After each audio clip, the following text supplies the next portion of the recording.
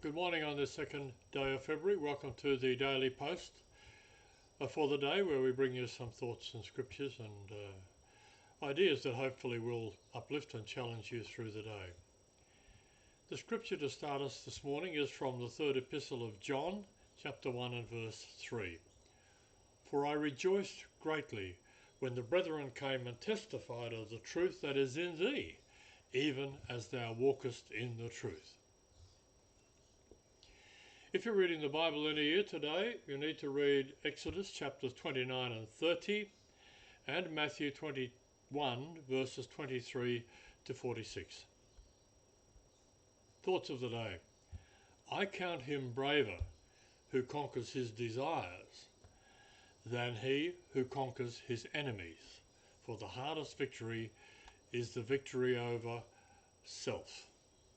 Aristotle's attributed those words.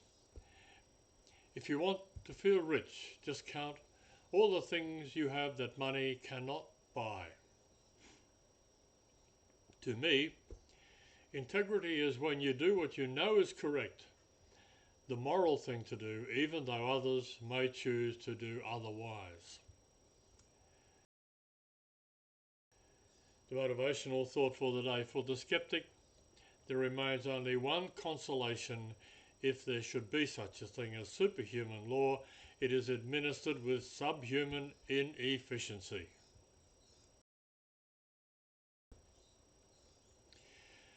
On this day in 1852, the first public flushing toilet went into operation in London. In 1901, on this day, Queen Victoria's funeral took place at St George's Chapel at Windsor Castle in England. In 1922, on this day, the first publication of James Joyce's novel Ulysses.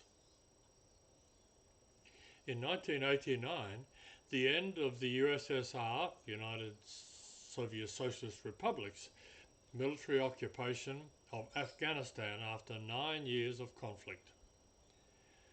In 2022, more than 1 million Afghans have fled the country, as at this day, for Iran, since October, due to the country's economic crisis, according to immigration authorities threatening a new migrant crisis. That's not the authorities threatening a new migrant crisis, that's the number of people leaving Afghanistan. The personal thoughts of the day. Get to the finish line. You may have heard the story of John Stephen Akhwari, the marathon runner from Tanzania, who finished last in the 1968 Olympics in Mexico City. No last place finisher in the marathon ever finished quite so last. Injured along the way, he hobbled into the stadium with his leg bloodied and bandaged. This was more than an hour after the rest of the runners had completed the race. Only a few spectators were left in the stands when Akhwari finally crossed the finish line. When he was asked why he continued to run despite the pain, Akhwari replied, "My country did not send me to Mexico to start the race. They sent me here to finish." The attitude of that athlete ought to be our attitude as we grow older. There is a, quote, race that is set before us, unquote, as we read in Hebrews chapter 12 and verse 1, and we are to keep running until we reach the finish line. No one is too old to serve God.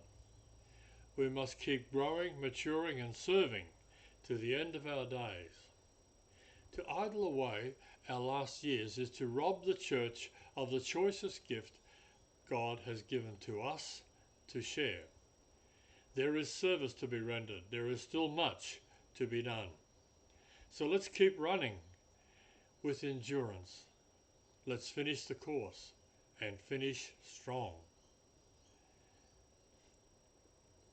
The devotional thoughts of the day. The first is the power of persistent prayer.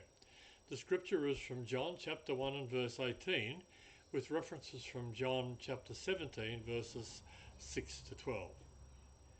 No man hath seen God at any time. The only begotten Son, which is in the bosom of the Father, he hath declared him. After praying about God's glory, see yesterday's daily post, Jesus continued his prayer by saying that he had revealed the Father to the disciples, in verse 6. By making known the Father's name, Jesus showed the disciples the true nature of God. As they were getting to know Jesus, they were at the same time getting to know the Father and his nature. John chapter 1 and verse 18. Surprisingly, Jesus said that the disciples had already belonged to God. This is similar to what Paul also said about the believers in Ephesians chapter 1 and verse 4.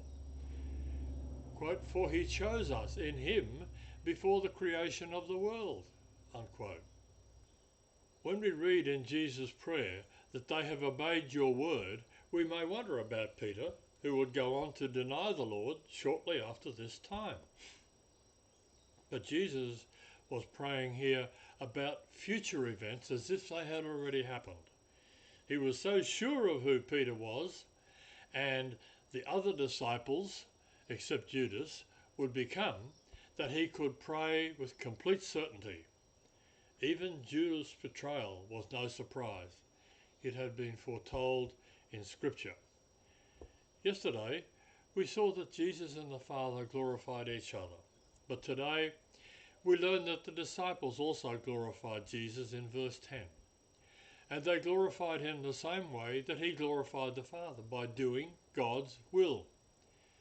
Their witness and proclamation of the gospel was the work that the Father had set before them to do. Looking toward the time when he would no longer be with his disciples physically, Jesus then prayed that they would be kept in the Father's name. In this way, he prayed for their spiritual well-being and unity. Chapter 17 of John teaches us a lot about prayer for others. This is especially helpful when we have no idea how to pray for someone else. Today's verse shows two things that are always right to pray for others. Firstly, we can pray for the protection of other believers, that they would remain steadfast in following the Lord.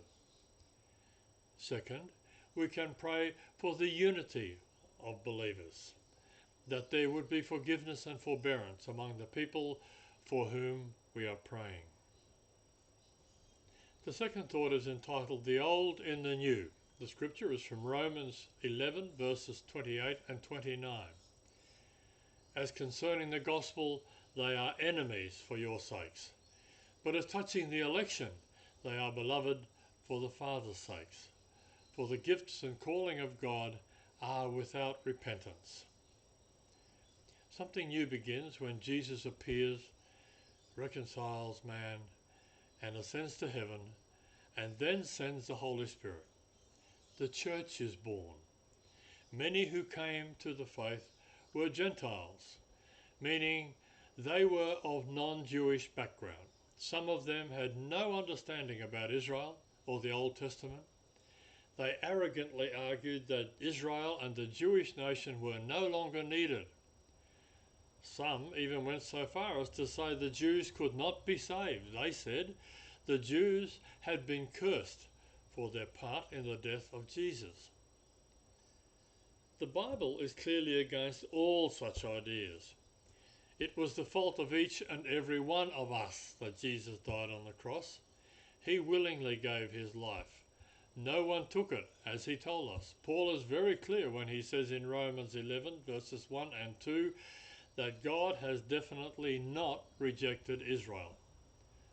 On the contrary, many Jews went on to receive the Holy Spirit. The new fulfills the old. It does not repudiate the old. The Gentiles are wild olive branches grafted into the cultivated olive tree. God has not replaced Israel with the Gentiles. All have been grafted into Israel. God's promises in the Old Testament have not been transferred to us or anyone else, as if they no longer applied to Israel. The Jews are the original people of the covenant, and the promises concerning the land, the people, and the purposes are still valid. Through Jesus Christ, all have access to these promises. In Romans 11 and verse 12 we read, "Now if the fall of them be the riches of the world, through the church, and the diminishing of them the riches of the Gentiles, how much more their fullness? The old continues in the new. It is perfected in Christ, and the roots of the old covenant produce new shoots in Jesus Christ through the anointing of the Spirit. The rejuvenated Israel is now a living one." Praise the Lord for that.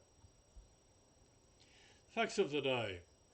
There are 86,400 seconds in a day, and you've just spent 6 or 7 of them reading that or listening to it. Your right lung takes in more air than your left one does. Now I know why.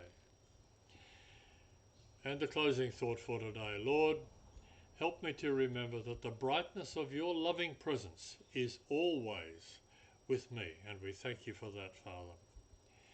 Thank you for being with us this morning, and we hope that the Daily Post has been enjoyable and helpful to you. We look forward to seeing you again tomorrow morning, and we hope that you have a blessed day. Bye for now.